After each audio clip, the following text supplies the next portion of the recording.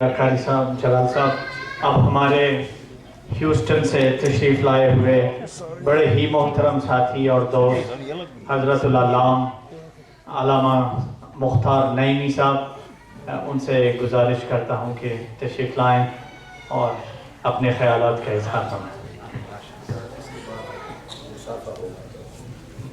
اس کے بعد جو ہے سارے احباب لائن میں آ کے تو مصافحہ کر لیں پلیز۔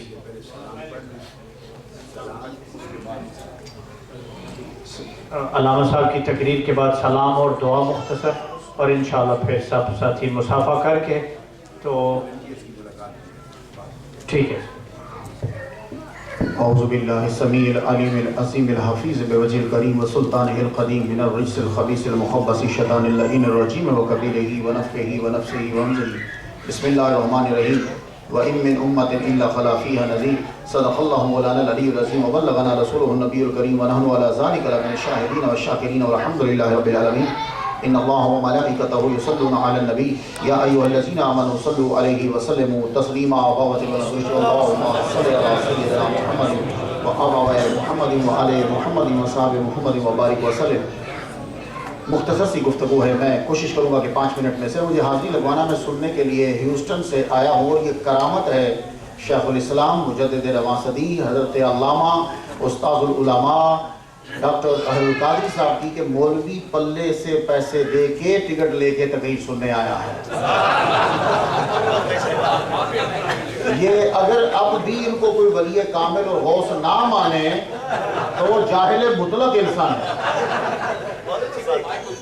میں نے اپنے جمعہ کے خطبہ میں، رضی نیازی صاحب ڈائریکٹر ہیں، میں نے وہاں کہا کہ سب سے بڑی کرامت دیکھی ہے شیخ الاسلام کی اس دور میں کہ مولوی کی تقریر کروا دو تو پرلی گلی سے کوئی بندہ نہیں آتا۔ شیخ الاسلام نیو یارک میں تقریر کرنے جا رہے ہیں، لوگ کم از کم $1000 پلے سے خرچ کر کے تقریر سننے جا رہے ہیں۔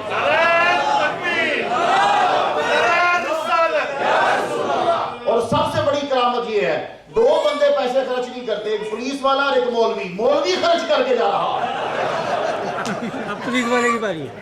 اور آشا و کلام میں نے خود رضی صاحب سے کہا بھائی اس دفعہ اپنے پلے سے پیسے خرچ کریں گے۔ بات سمجھ کیجئے، اللہ تعالیٰ، یہ مشکات میں بھی ہے، ابو داؤد میں بھی ہے، اللہ تعالیٰ ہر 100 سال کے راس پر ایک آدمی کو بھیجتا ہے، یہ میرے نبی کا فرمان ہے۔ اس کے لیے جملہ استعمال کیا گیا من یجدد لہا دینا، من یجدد، یہ یجدد جو ہے اسی سے مجدد کا لفظ ابھی آپ نے نعرہ سماعت کیا ہے۔ اللہ تعالیٰ نے ہر صدی میں ایک مجدد کو بھیجا۔ پہلی صدی میں امام اعظم اور عمر بن عبدالعزیز، انہیں مجدد قرار دیا گیا۔ دوسری صدی میں امام شافعی رحمہ اللہ کو مجدد قرار دیا گیا۔ تیسری صدی میں امام احمد بن حنبل کو مجدد قرار دیا گیا۔ چوتھی صدی میں جو امام بائحقی رحمہ اللہ کو مجدد قرار دیا گیا۔ 5ویں صدی میں عبد القادر جیلانی رحمہ اللہ کو اور امام غزالی کو مجدد قرار دیا گیا۔ 6ٹھی صدی میں خواجہ معین الدین اجمیری چشتی رحمہ اللہ کو مجدد قرار دیا گیا اور امام فخر الدین رازی کو۔ 7ویں صدی میں امام تاج الدین سبکی جو ہیں وہ مجدد جو ہیں وہ قرار دیے گئے۔ 8ویں صدی میں امام حجر اسقلانی رحمہ اللہ کو مجدد قرار دیا گیا۔ 9ویں صدی میں علامہ جلال الدین سیوطی رحمہ اللہ کو مجدد قرار دیا گیا۔ 10ویں صدی میں امام قسطلانی کو مجدد قرار دیا گیا۔ 11ویں صدی میں مجدد الفسانی کو مجدد قرار دیا گیا۔ 12ویں صدی میں اورنگزیب عالمگیر اور ملا جیون کو مجدد قرار دیا گیا۔ 13ویں صدی میں شاہ عبدالعزیز کو مجدد قرار دیا گیا۔ 14ویں صدی میں اعلیٰ حضرت کو مجدد قرار دیا گیا۔ بولو دنیا والوں 15ویں میں کون ہے؟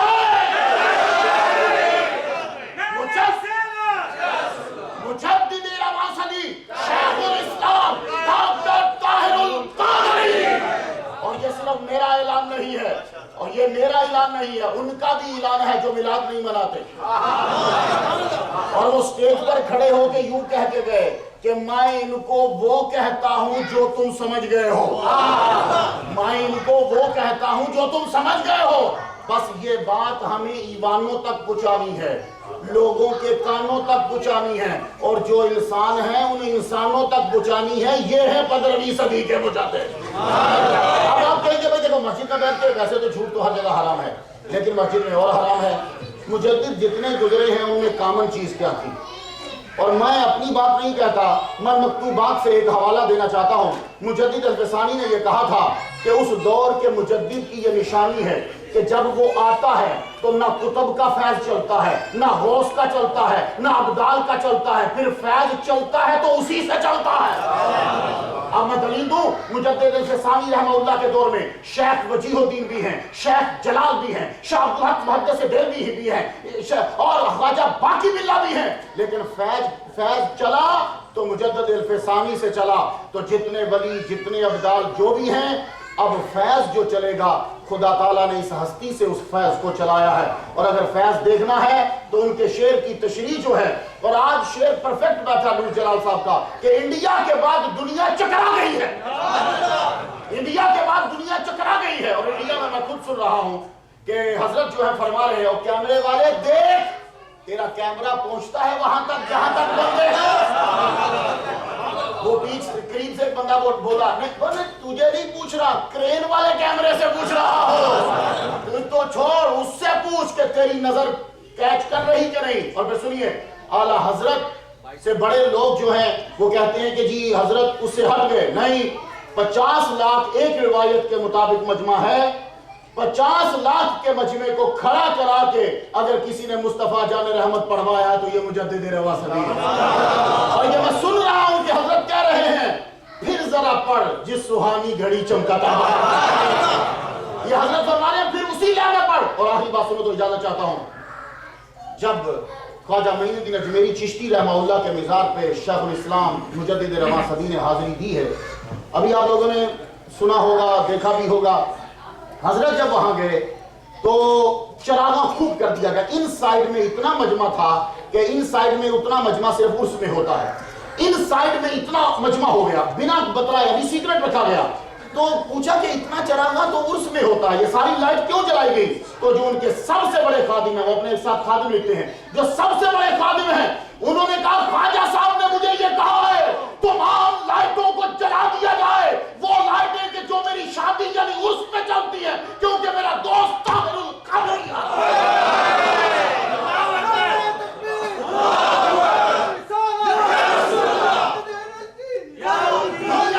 نور جلال نے صحیح کہا ہے، دنیا کیوں نہ چکرائے؟ جب سپریم کورٹ نے تمہیں جواب دے دیا، جب ہائی کورٹ نے تمہیں جواب دے دیا، جب بلٹ پروف والوں نے جواب دے دیا، جب سیکورٹی نے جواب دے دیا، خدا تعالیٰ نے آسمان سے کبوتروں کو بھیجا، جب تک طاہر القادری بولتا رہے، اے کبوتروں تم نے اڑنا نہیں ہے۔ یہ ہے۔ اور سنیے، شیخ الاسلام جب تک تقریر کرتے رہے، ورنہ وہ تھوڑی سی آواز سے اڑ جاتا ہے، اور یہ آرڈر تھا اس کے لیے، اگر کسی آدمی کی سازش جو ہے وہ بروئے کار آنی ہو تو اے کبوتروں تم دیوار بن جانا، کیونکہ ابھی اس ہستی سے ہمیں فیض دینا ہے۔ اس لیے دنیا چکرا گئی، تم خوش نصیب ہو جو زیارت کر رہے ہو، زیارت بھی کرو۔ اور اس وقت ایک بات اور سن لیجئے، اس وقت میں ایک جملہ پڑھ سن رہا تھا کسی سے کہ حضرت کے مخالف کیوں ہیں، تو کسی نے پیچھے سے کہا حضرت کے مخالف اس لیے ہیں کہ یہ وہ حدیثیں سناتے ہیں جو مولوی نے زندگی میں کبھی نہیں پڑھی، یہ وہ علم بتاتے ہیں جہاں تک مولوی کی رسائی نہیں ہے۔ خدا سے بس دعا کرو۔ میں انہیں سننے کے لیے آیا، ابھی اعلان کر دیا تقریر تو سنتے رہتے ہیں، حضرت کے لیے خصوصی طور پر جمعہ کے خطبوں کے بیچ میں، تہجد میں اٹھتے ہوئے ہر وقت دعا کیجئے، ہمارے پاس عظیم سرمایہ ہے، خدا ان کا سایہ ہمارے سر پہ بنا۔ دعوانا الحمدللہ رب العالمین۔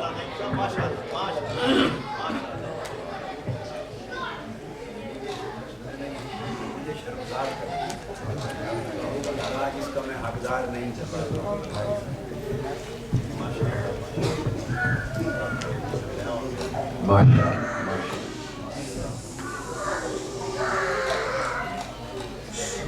بسم اللہ الرحمن الرحیم۔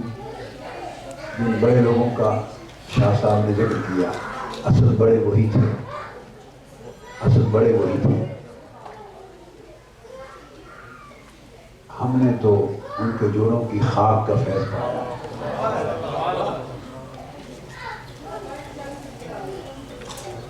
زمانے بھی ان کے تھے، وقت بھی ان کے تھے، صحبتیں بھی ان کی تھی، دور بھی ان کے تھے۔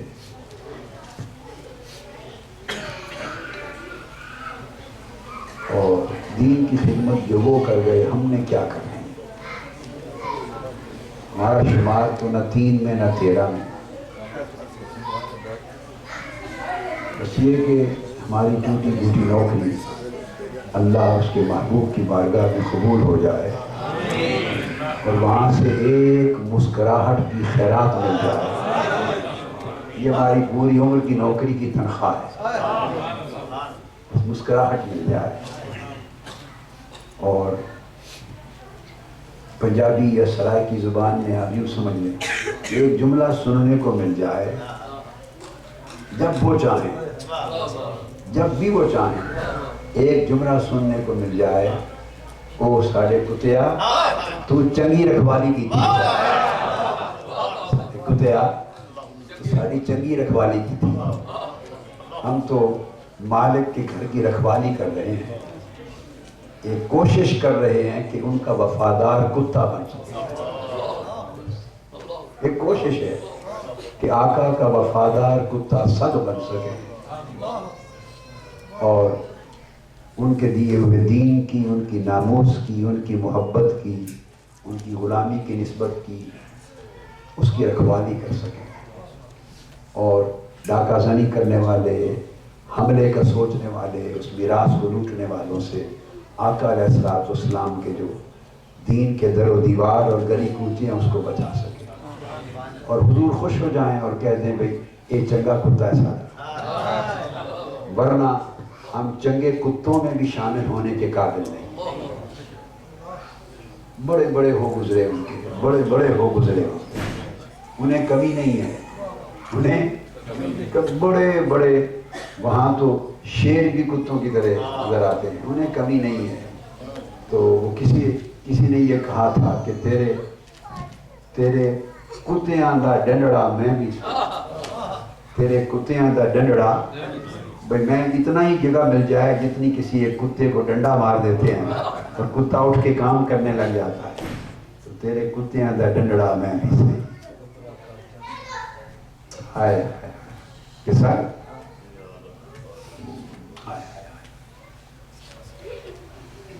تو آقا علیہ السلام کو اور آقا کے دین کو کسی شخص کی حاجت نہیں ہے. وہ بڑے ہیں, بہت بڑا اونچا درجہ ہے, کوئی حاجت نہیں ہے. اللہ نے اپنے دین کی حفاظت کی, وہ خود فرما چکا اِنَّا نَحْنُ نَزَّلْنَا الذِّكْرَ وَإِنَّا لَهُ لَحَافِظُونَ. ہم نے اپنا دین اتارا ہے اور ہم ہی اس کی حفاظت کرنے والے ہیں. کون ہے جس کی اللہ کو حاجت ہو کہ یہ حفاظت کرے؟ اور آقا علیہ السلام قیامت تک ساری امت کی خود محافظت کرنے والے ہیں. وہ ہماری حفاظت فرمانے والے ہیں, ہمارے دین کی, ہمارے ایمان کی حفاظت فرمانے والے ہیں.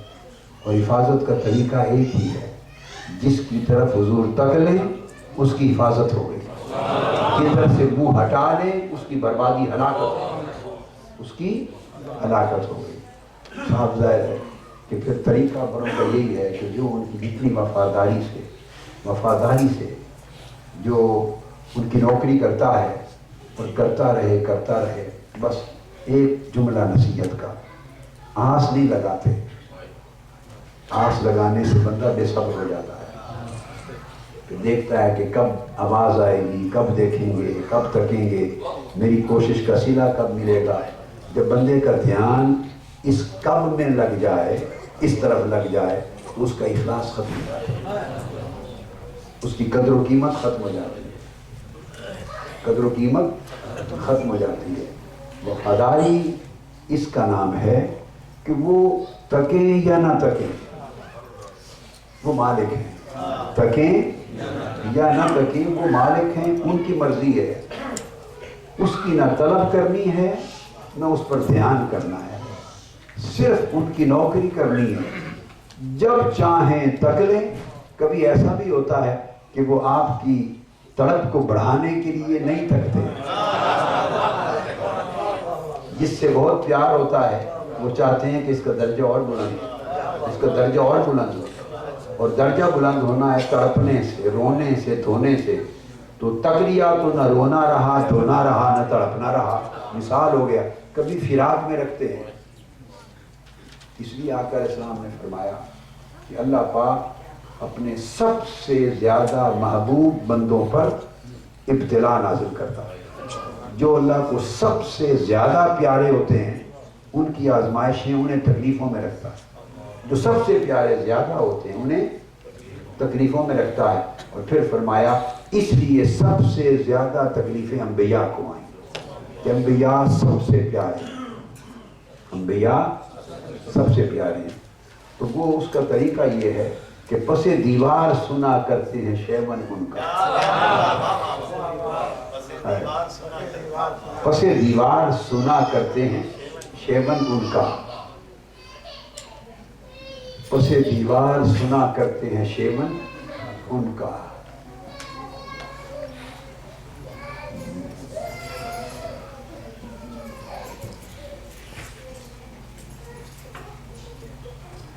یہ میں نے اپنے کتابات میں پڑھا ہوا ہے یہ کئی بار. اپنے بندوں کے نالوں سے خوش ہوتے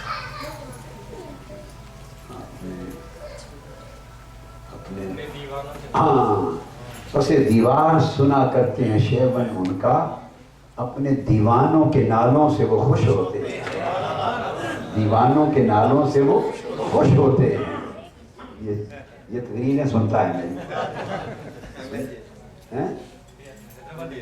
دیکھو حیدرآباد دکن والے بازی لے گئے انہیں کا ذکر کیا ہے. آپ نے خطاب میں سنا تھا نا.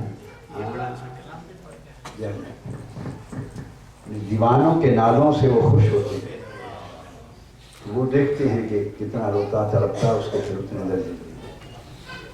تو سارا راز مالک کی. آقا ہمارے مالک ہیں نا. آقا ہمارے مالک ہیں. میری بات سمجھے. اگر کسی کو یہ مغالطہ بھی کیسی بات کر دی. یہ کیسی بات کر دی. مالک تو اللہ ہے. مالک تو دیکھیے بے شک اللہ مالک ہے.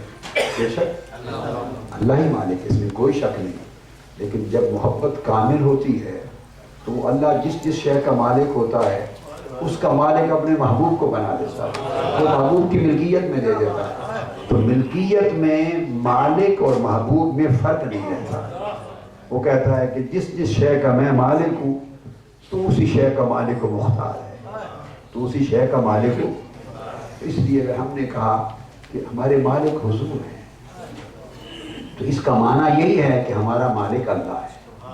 حضور کی مالکیت اللہ ہی کی مالکیت ہے. تو مالک کی وفاداری یہ ہے. مالک کی وفاداری کہ بس آپ صرف وفاداری کریں. استواری کے ساتھ وفاداری کریں. وفاداری بشرط استواری اصل ایمان ہے. اصل ایمان ہے. یہ ایمان کی اصل ہے. وفادار رہیں استوار رہیں.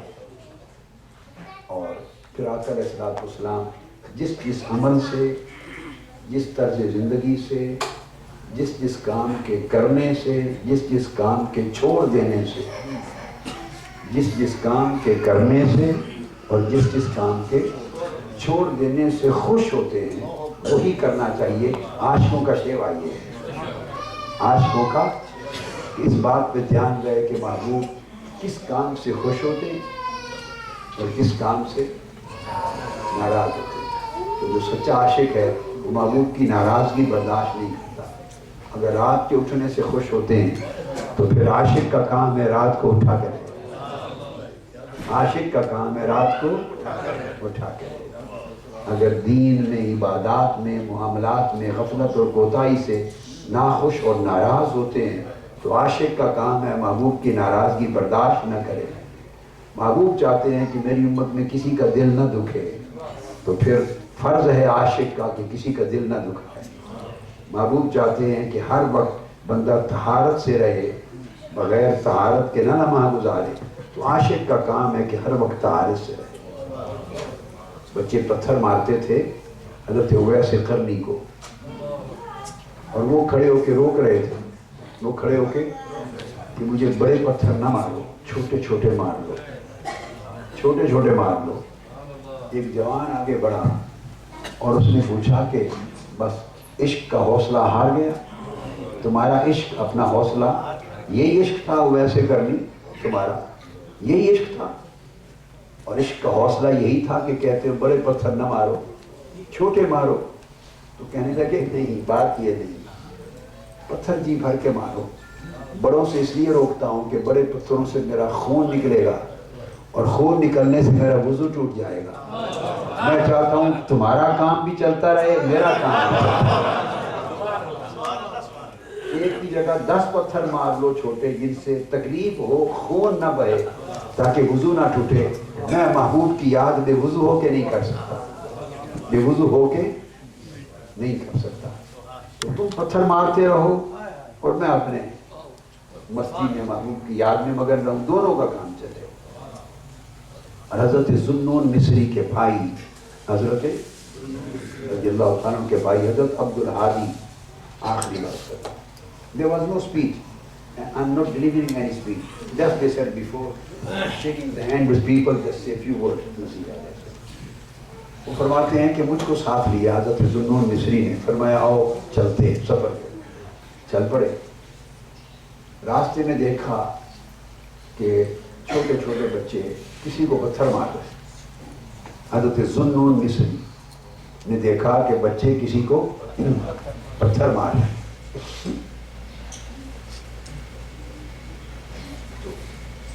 عبدالہادی ان کے بھائی فرماتے ہیں کہ مجھے حضرت ذوالنون مصری نے کہا کہ آؤ چل کے دیکھیں مارتے کس کو ہیں پتھر میں. بچوں سے پہلے پوچھا کہ تم اس بندے کو پتھر کیوں مارتے ہو؟ انہوں نے کہا یہ پاگل ہے. یہ انہوں نے کہا یہ پاگل کیوں ہے, کیسے ہے پاگل؟ انہوں نے کہا یہ کہتا ہے میں اللہ کو دیکھتا ہوں.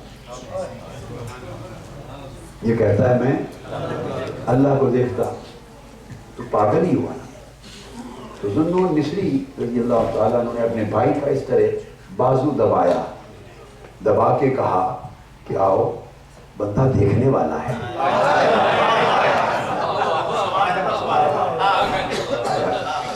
یہ ہر کوئی نہیں کہہ سکتا کہ میں اللہ کو دیکھتا ہوں.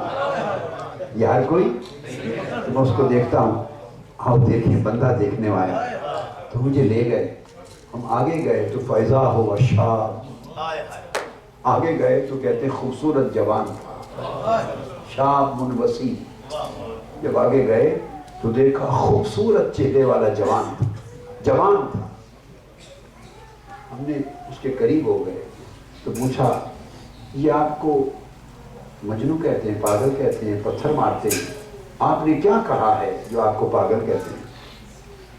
تو وہی کچھ کہتا ہوں جو آپ سن کے آئے ہیں, وہی کچھ کہتا ہوں جو آپ سن کے آئے ہیں.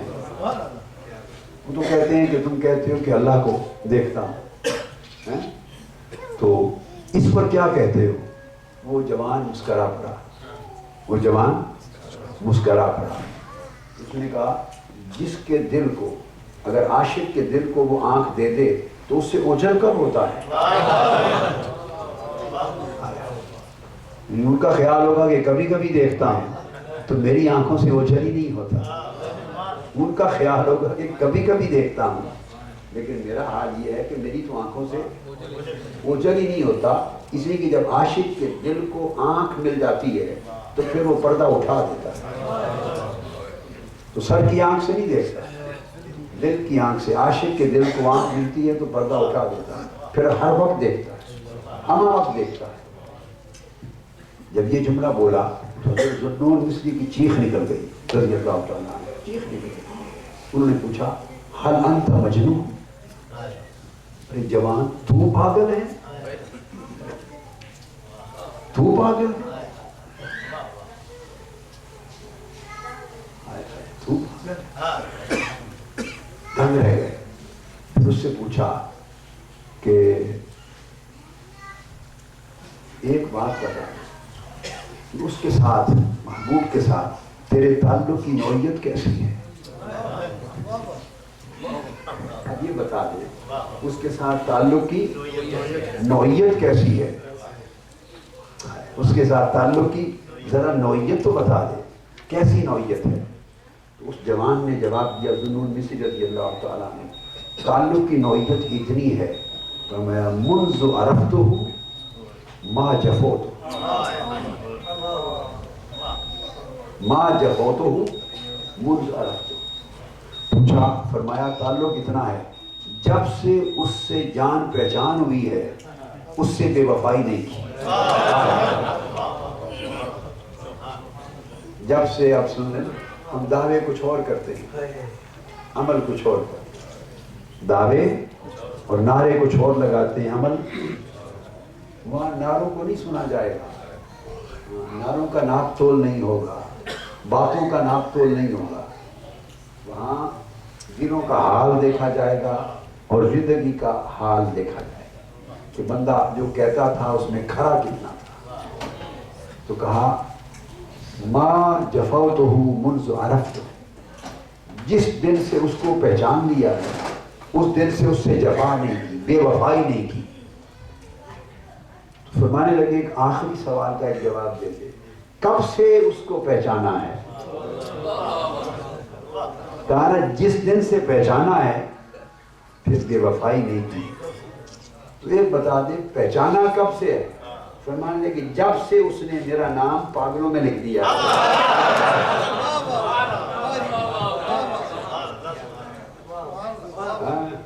منذ کاتب اسمی فی المجانی، پہچانا تب سے ہے جب سے لوگ مجھے پاگل کہنے لگے ہیں۔ اس نے نام لکھ دیا پاگلوں میں تو پھر لوگ، جب اس نے لکھ دیا تو لوگ پاگل ہی کہیں گے نا،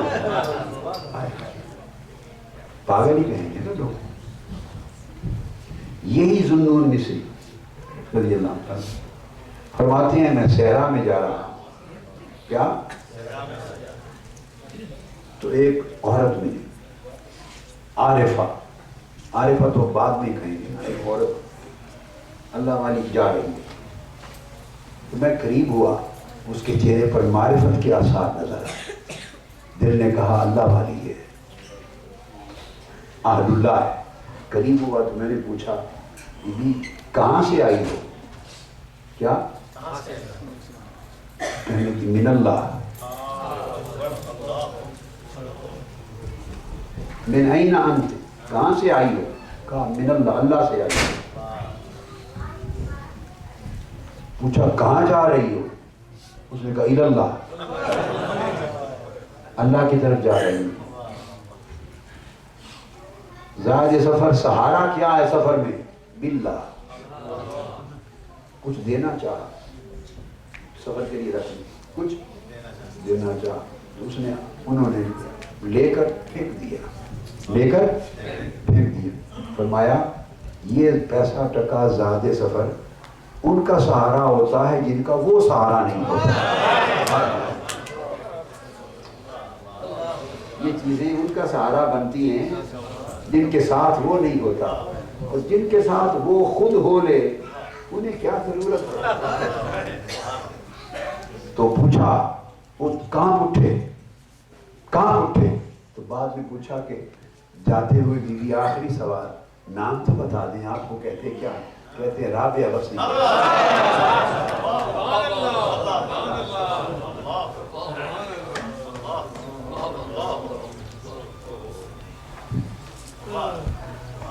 بس بات صرف اتنی ہے، مجھے کبھی کبھی اکیلے بیٹھے رونا آتا ہے،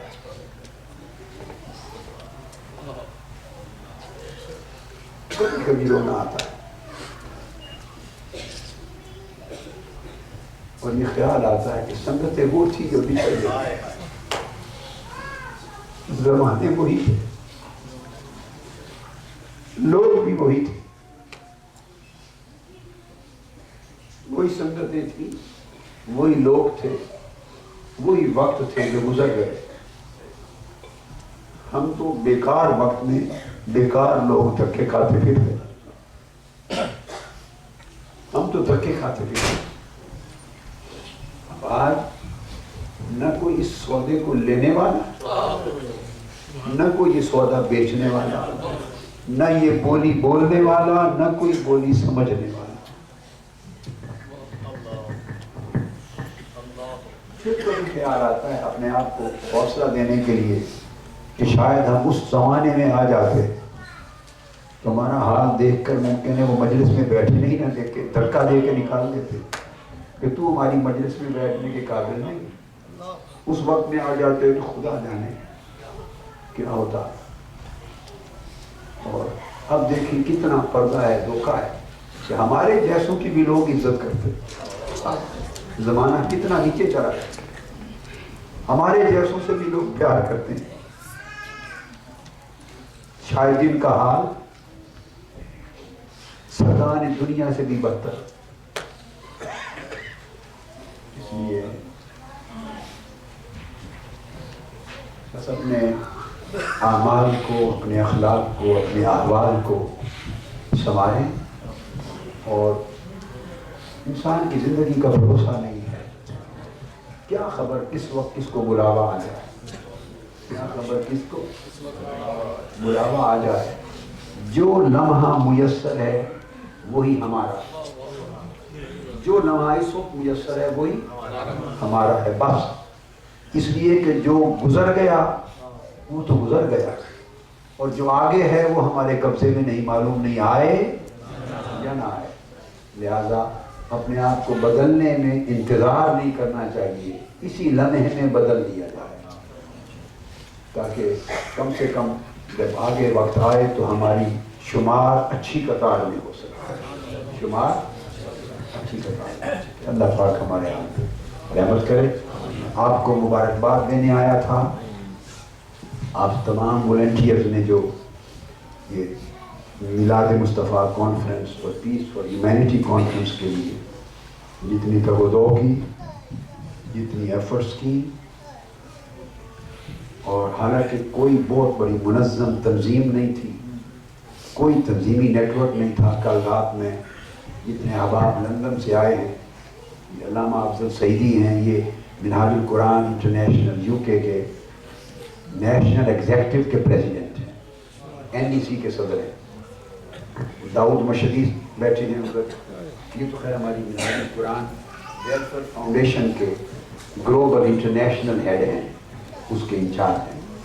پھر باقی لوگ انگلینڈ سے، لنڈن سے بہت آئے ہوئے ہیں، بڑے بڑے دلچسپ رفقا بھی آئے ہوئے ہیں. حاجی تاج محمد، ان کے گھر پولیس نے برطانیہ میں چھاپا مارا، تو شکایت کر دی کسی نے جھوٹی.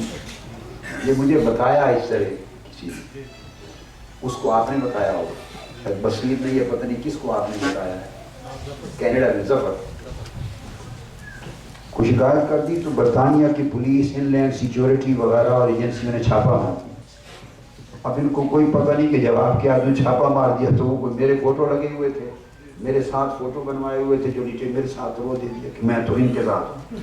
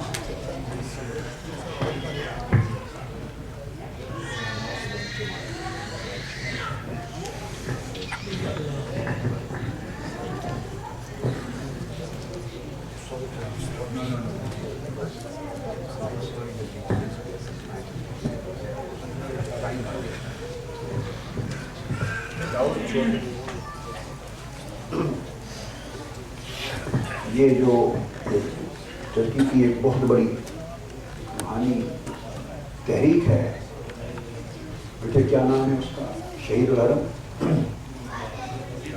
وہ تحریک ہے جو موومنٹ ترکی کی، گلن موومنٹ جو جس کے لیے ترکی میں، اور اس وقت جو گورنمنٹ میں وہ جو اس وقت جو پرائم منسٹر، پریزیڈنٹ، جو ساری حکومت ہے، وہ گلن موومنٹ کے تیار کردہ لوگوں کی ہے، فتح اللہ گلن، اور ان کے لوگوں کی تیار کردہ موومنٹ ہے. تو یہ اس ترکی کی موومنٹ میں جو صف اول کے لوگ ہیں نا، جن کی حیثیت وزراء سے بھی زیادہ اہم ہوتی ہے، یہ ان میں سے ون رہتے ہیں. ویسے دنیا میں بڑے ٹاپ کے پبلشرز میں سے ہیں، اور ہمارا قرآن مجید جو عرفان القرآن انگلش ہے وہ انہوں نے چھاپا ہے، اور ہماری اور کتابیں بھی انگلش کی ان کے پاس ہیں. ترکی میں ہمارے پبلشر ہیں، مگر بذات خود بہت بڑا بین الاقوامی نیٹ ورک اور بلند موومنٹ میں بڑا اونچا ایک مقام رکھتے ہیں. تو میں جب ابھی استنبول گیا تھا، ایک انٹرنیشنل کانفرنس تھی استنبول میں، وہ OIC نے اور امریکہ جو white house, American white house, چونکہ وہ جارج میسن یونیورسٹی کو فرنٹ پہ کرتے ہیں، تو امریکہ نے اٹس وائٹ ہاؤس اور ٹرکش گورنمنٹ اور OIC اور افغانستان، ان چاروں نے مل کر وہ کانفرنس کروائی تھی، مل کر استنبول میں. جی چاروں کی کولیبوریشن تھی. اس کانفرنس میں مجھے انہوں نے کی نوٹ سپیکر، پوری کانفرنس کا چیف کی نوٹ سپیکر رکھا تھا. اس کانفرنس کی اوپننگ بھی میرے خطاب سے کروائی تھی اور اس انٹرنیشنل کانفرنس کا کنکلوژن آخر بھی میرے خطاب پہ کروایا. باقی کو تھوڑے تھوڑے ٹائم دیے تھے، تو میرے لیے 1.5 گھنٹہ پہلا اور آخری سیشن اوپن تھا. تو اس کانفرنس میں پھر یہ داؤد مشہدی اور ہمارے شہید الحرم ہیں، ان کو انہوں نے کہا ملے، تو انہوں نے بہت بڑا شاندار ڈنر میرے اعزاز میں ارینج کیا. تو شام کو پھر انہوں نے ڈنر دیا تھا، یہ جو آئے تھے، اور وہ ڈنر پہ میں بیٹھا تھا. یہ آپ کو ایسے ہی نظام ہے، یہ بھی نظام ہے، آسمانی نظام ہے. تو ڈنر پہ بیٹھا تھا، تو اس ہوٹل میں کسی اور جگہ ایک ڈنر تھا ہو چکا، اور وہ فورن منسٹر سنگاپور کے آئے ہوئے تھے اور وہ جانے والے تھے. ان کو ڈنر کسی اور جگہ، اسی ہوٹل میں ڈنر کر کے وہ جا رہے تھے، تو ان کو کسی نے جا کے بتا دیا کہ میں اس ہوٹل میں موجود ہوں، ڈنر ہو رہا ہے میرا. تو وہ ہوٹل سے واپس مڑ کے فورن منسٹر سنگاپور کے مجھے ملنے یہاں آئے. بڑی دیر بیٹھے رہے، ملے. تو ان سے چونکہ زندگی کی پہلی ملاقات تھی، تو ملاقات میں پرسنل تعارف ہو رہا تھا. تو جب انہوں نے یہ دیکھا، اچھا ہاں، کوئی آدمی کہاں ڈراپ کرنا ہے؟ بروکلین میں کوئی ہے گاڑی والا جو ان کو ڈراپ کر دے، چھوڑ آپ چلے جائیں. ہو گیا، مسافہ آپ پہلے کر لیں، بلکہ آپ کو سینے سے ملا لیتا ہوں اور ان کو ڈراپ کریں. یہ مہمان ہیں، ان کی وزٹ، ان کی اہلیہ بھی آئی، ڈراپ کریں. تو وہ پھر جب ان کو خبر ملی اور دوڑتے ہوئے وہ فورن منسٹر سنگاپور کا آ گیا، وہ واپس ہوٹل کے دروازے سے مڑ کے ملنے. تو انہوں نے جن لوگوں کو بلایا ہوا تھا، میری تو پہلی ملاقات تھی نا، تو اپنے دنیاوی انداز کے ساتھ، ابھی تو ملاقات کی ابتدا تھی، باتیں ہوتی، ڈنر دیا ہوا تھا، لیکن وہ پھر ان کی آنکھیں کھل گئی. یہ ان کی سمجھ میں بات آ گئی کہ جس شخص کا نام سن کر فورن منسٹر دوڑ کے واپس آ گیا ملنے کے لیے، اس کے بعد پھر ان کا، میں نے پہلے تو ڈنر کیا تھا عزت افزائی میں، مگر پھر اس کے بعد ان کی محبت اور ان کا تعلق، ریکگنیشن بہت زیادہ بڑھ گیا. اور یہ اب یہ امریکہ مختلف جگہ چونکہ بہت بزنس ہے ان کا گھر میں، تو ان کو خبر ملی میں آیا ہوں تو صرف ملنے کے لیے آئے تھے. میں نے کہا تھا کہ سوری میں الگ ٹائم نہیں دے سکوں گا ملاقات کا، چونکہ یہی ٹائم میرا آج فکسڈ ہے، تو آپ مسجد نور میں آ جائیں تو بس ملاقات ہو جائے گی. ٹائم ایسا، ان کے پاس بھی صرف یہی ٹائم تھا کہ ملنے آیا. چلو اللہ برکت دے. ہاں، تو میں کہہ رہا تھا کہ آپ نے بہت عظیم الشان کوشش کی، خدمات انجام دی. بڑا تنظیمی نیٹ ورک نہیں ہے، بہت تنظیمات کا کثیر کوئی جال نہیں ہے کہ وہ آرگنائز کریں اور بسیں جیسے لنڈن یورپ میں ہوتا ہے وہ ماحول نہیں ہے. لیکن یہ کہ ایک مختصر ٹیم ڈاکٹر عبدالرحمان صاحب کی قیادت میں کھڑے ہیں اور قاری غلام رسول ان کی قیادت میں انہوں نے کام کا آغاز کیا. ڈاکٹر ثاقب خان انہوں نے مل کے، اور پھر وہ سارے لوگ، ڈاکٹر صفدر میر صاحب، ڈاکٹر رفیق چودھری صاحب ہیں، یہ امجد صاحب نے، اور پھر لوگ ان کے ساتھ جتنے اطراف و اکناف میں معاونین تھے، عمیر ہے، عمیر حسن ہے، اور پھر آپ سارے لوگ، سارے گیلانی آگے انہیں ریاض جیلانی صاحب ہیں آپ کو. تو یہ ان سارے لوگوں نے کل نام لے لیے تھے ایفرٹ کر کے. ڈاکٹر تجمل گیلانی صاحب ہیں. تو ان آپ لوگوں نے، اور باقی جتنے بھی آ جائے ہوئے، میں ساروں کی بات کرتا ہوں. اب میں چونکہ بیٹھے فردن تو میں ہر ایک کا نام لسٹ میرے سامنے نہیں ہے نا، مگر صاف ظاہر ہے آج تو بلایا ہی انہی کو ہے جو اس ساری کانفرنس کے میزبان تھے، آرگنائزرز تھے اور اسپانسرز تھے. لاکھوں یعنی ڈالرز کا یہ پروجیکٹ تھا، ہال کا بک کرنا، پھر ٹی ویز کے چینلز کو بک کرنا اور اس کی پبلسٹی کرنا، پھر اس کی ایفرٹس کرنا. تو وسائل آپ نے جنریٹ کیے. اتنا بڑا ہال جس میں میرا خیال ہے کوئی دینی اجتماع یا کانفرنس آج تک تاریخ میں نہیں ہوئی ہوگی، آج تک نہیں ہوئی ہوگی. میوزیکل کنسرٹ ہوتے ہوں گے کبھی، وہ صرف سپورٹس ہوتی ہوں گی یا دوسرے جو کلچرل پروگرام ہوتے ہیں میوزیکل وہ ہوتے ہوں گے. دینی پروگرام کے لیے اتنے بڑا ہال کو کون رسک لیتا ہے جی؟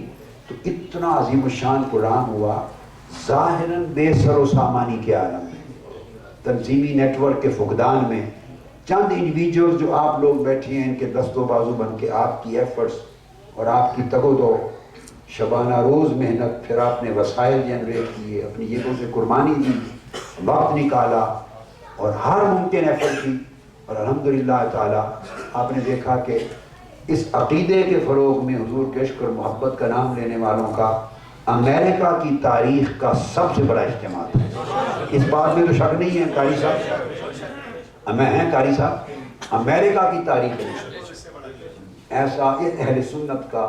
تو میں یہ کہا کرتا ہوں جو حضور کے عشق اور محبت و ادب کا پیغام دینے والوں کا اس مسلک کا اتنا بڑا اجتماع امریکی تک. پہلا ریکارڈ امریکہ کی ہسٹری کا ہی نیو جرسی کے پچھلے سال کے پروگرام نے توڑا تھا اور پہلا ریکارڈ ہی قائم کیا تھا. وہ ریکارڈ قائم ہوا اور اس سے پہلے اتنا بڑا اجتماع نہیں ہوا تھا، اور یہ اجتماع اس سے کہیں بڑھ گیا. اس نے اس کے ریکارڈ کو توڑا اور امریکہ کی ہسٹری ایک نئی رقم کر دی. تو میں آپ کو مبارکباد دینے آیا ہوں، ملنے، اور آپ کو یہ مبارکباد بھی دے دی ہے، اور اس کے بعد انشاءاللہ پھر سلام بھی پڑھ لیں گے، مصافحہ بھی کروں گا اور کھانا بھی پھر آپ کے ساتھ.